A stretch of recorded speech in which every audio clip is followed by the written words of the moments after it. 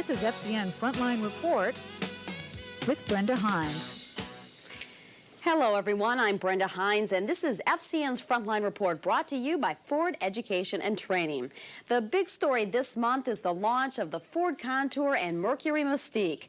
And even though the cars won't officially go on sale until September 29th, Ford has already begun building excitement for their introduction on television. The new advertising campaign began with a series of corporate ads, which went on the air late last month. Here's a sample. We're giving you an inside look at Ford Motor Company's latest achievement. World-class features in a more affordable class of car, which will be sold in 75 countries, including ours. It was the biggest project of its kind. Ford Motor Company creating a car for the world. Our best designers and engineers from around the world have created world-class features in a more affordable class of car. The Ford Contour and Mercury Mystique, launching in September. Early this month, Ford Division Advertising added another layer to the television campaign with two 15-second pre-launch commercials of its own that specifically relate to the Contour. Here's a look at one of them. What do you get when you put together the best ideas from the best automotive minds on the planet? A car that's a world apart. The totally new Ford Contour, a world car for the 21st century. Coming to your world September 29th. On Introduction Day, Ford will begin airing 4 more commercials on the Contour. Each of them will focus on a particular Contour appeal: the new engines, Contour safety features, the car's superb driving dynamics, and its surprise and delight features. Here's a sneak preview of one of the commercials. It was the biggest project of its kind. Ford Motor Company creating a car for the world. With the Duratec V6 engine that can go 100,000 miles without a tune-up. All-speed traction control, and safety systems that surpass 1998 standards. Our best designers and engineers from around the world have created world-class features in a more affordable class of car. The Ford Contour and Mercury Mystique, launching in September. While Ford is not commenting on exactly how much it is spending on launching the Contour, spokesmen have indicated it will be the biggest launch campaign in the history of the company. In a related story, Ford even turned the announcement of the Contour prices into a media event. The company invited a number of automotive reporters in and staged its own version of The Price is Right. That's how the press got the news that the Contour GL would go on the market stickered at $13,310. FCN's Rob Maher was on the scene and talked to spokespeople from both Ford and Lincoln Mercury divisions about the pricing strategy. It'll be another $495 for destination delivery, so just over $13,800 base price. I think when the consumer, though, looks at the car, a GL Contour with air conditioning and a rear defroster, full-length console, power mirrors, etc., they're looking at a car that's retail priced, including D&D, at $14,655. An automatic transmission adds $815 to the cost of either vehicle. We really expect to sell 75% of our volume in the GS model, and the GS will retail for $15,235. One of the reasons they use the Price is Right theme for the announcement for the Contour Mystique is the fact that they also come in very, very favorably when you compare the competition. We are priced against the Altima DXE, which is their volume model, about $1,700 below that. And we're priced $2,500 below the Accord LX. We're anywhere from hundreds to thousands of dollars below those vehicles. Specifically, the Accord, we're over $2,000, and in the case of the Altima, with their most popular series, we're over $1,500 below them in the marketplace. Most of the prices are with a 4-cylinder engine and manual transmission. Both divisions expected Duratec 6-cylinder engine orders to be about 30% of total volume, but early dealer orders are close to 40% with 6-cylinder and automatic transmissions. I'm Rob Maher, FCN News. While all of this was going on, the first of the Ford Contours was rolling off a completely renovated assembly line in Kansas City. The company has invested more than $375 million in high-tech assembly equipment and systems designed to ensure the Contour and Mystique will have the best-in-class quality. FCN's John Fawson reports on some of the technology being used. This is one of 5 new vision systems in the plant, utilized to check Contour and Mystique bodies for dimensional accuracy. Each system has 35 cameras that measure critical data points on each body. In all, more than 300 data points are checked on every Contour and Mystique. Another new piece of equipment at the plant is the Portable Coordinate Measuring Machine, or CMM. We can place fixtures within the car and on the car and measure for trim component locations and very accurately predict where those locations will be and if we will have a problem with those locations when we build the car and trim. To further ensure high quality, the assembly line is stopped while the doors are attached to the body. This results in better door fits. The ergonomics of the assembly process also received a high priority preparing for production of the Contour and Mystique. For example, the seats are installed with the doors removed.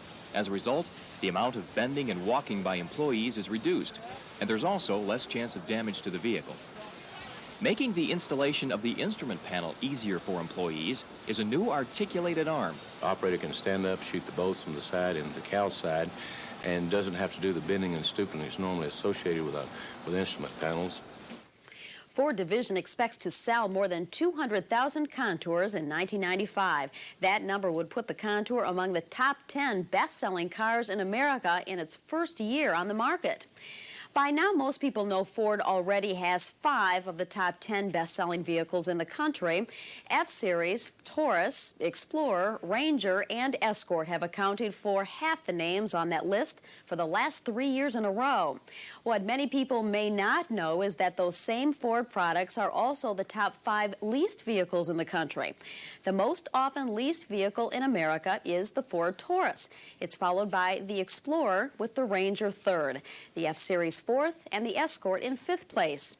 The next 4 vehicles on the list are all imports. 2 Toyotas, the Tercel and Camry, are 6th and 7th. The Honda Accord is 8th, and the Nissan Sentra is 9th. The Chevrolet S-Series Blazer rounds out the top 10. Ford reports that the customers like leasing because they get all the advantages of new car ownership at generally much lower monthly payments. But as Ford's Mike Jordan points out, the red carpet leasing program has some big advantages for the company and dealerships as well. In many ways, what our leasing program is a loyalty program. So we get a shot at them every 2 years. So over a typical 10-year period, we sell them 5 cars through a lease. Whereas if they bought cars, traditionally they would hold the car for 4 or 5 years, so they might only buy 2, maybe 3. So we get to sell a lot more cars during that same period. So it's really a win-win for everybody.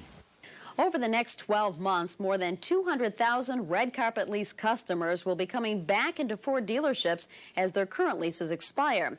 The division is now projecting that leasing will account for an astronomical 450,000 Ford sales in 1995.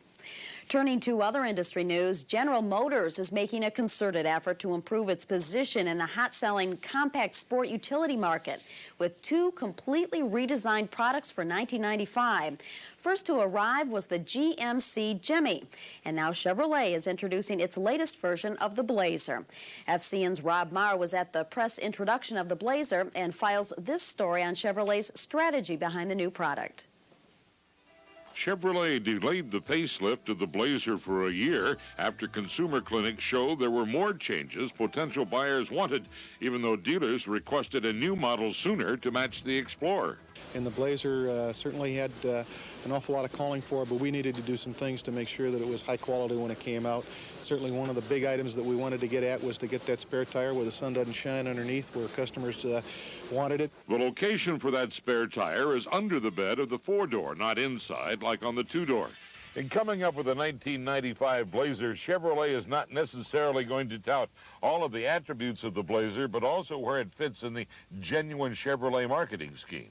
General Motors' strategy of having the Tahoe, the Blazer, and the Suburban is going to be a strategy that's going to give us an entry for every part of that growing sport utility market. As far as how Chevrolet personnel feel the Blazer stacks up with the Ford Explorer, we paid attention to our voice of the customer, and I guess we felt confident that if we were pleasing the voice of the customer, that we were also going to be a little better than the competition out there. I'm Rob Marr, FCN News. GM's decision to postpone the introduction of the new Blazer may have helped them improve the product, but there's a downside to the delay as well. The new Blazer will now have to face a completely redesigned Explorer for $1995. In addition to a sleeker, more aerodynamic exterior and an all-new interior with more luxury and convenience features, the new Explorer will also have a number of safety features the Blazer will not have. Explorer, for instance, will have standard airbags for both the driver and passenger. The Blazer will offer only a driver's side airbag. Explorer is also the only major sport utility with standard four-wheel disc brakes coupled with four-wheel ABS. It also offers an automatic drive system called Control Track, which automatically shifts between two- and four-wheel drive as needed. In addition, when the St. Louis plant comes online in February, Ford will increase Explorer production capacity by 50%.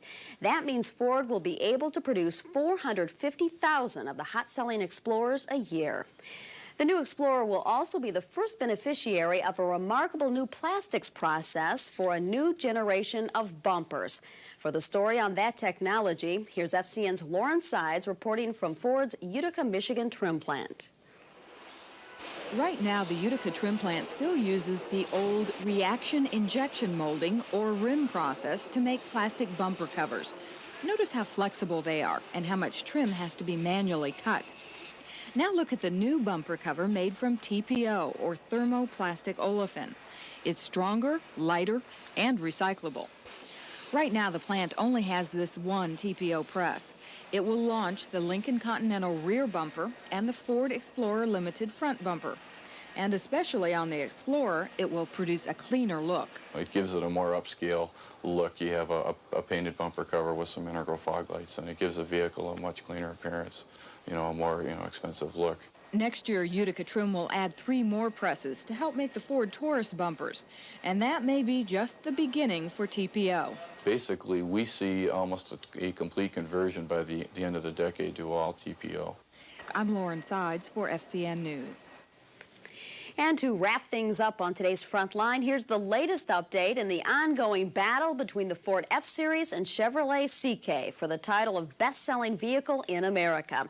As you can see, as of September 1st, F-Series continues to lead by a relatively narrow margin. So at this point, the battle continues to be far too close to call. And that's it for this month's program. FCN's Frontline Report is brought to you by Ford Education and Training. I'm Brenda Hines. Thanks for joining us.